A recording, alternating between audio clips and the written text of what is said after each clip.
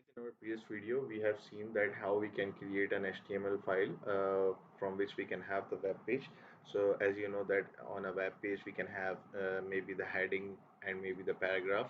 So in our previous video, we have learned that how we can simply have the heading in our web page. So we have used H1 to H6 tags for different type of headings.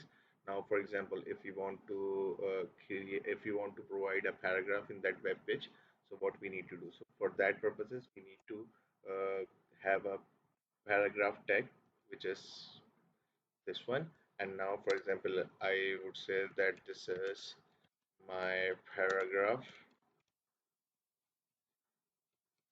And as you know that if we have open up any tag, so we also need to close that tag. So in order to close this paragraph, we can write like this. So once we have written this, now we can just save.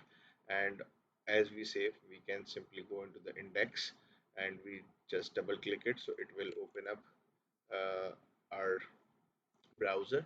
So now if I just refresh this page, so you can see that this is my paragraph now comes under the heading.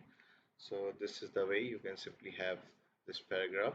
Now, for example, if you want to give some rich, text, so what you can do, you can say this is my paragraph. I want to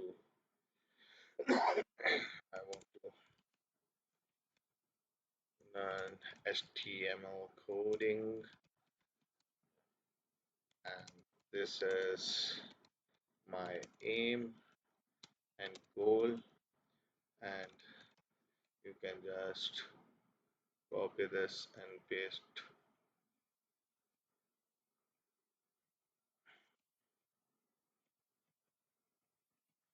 Now you just save this. So once you save this, you can see that now this rich text is now coming under the heading.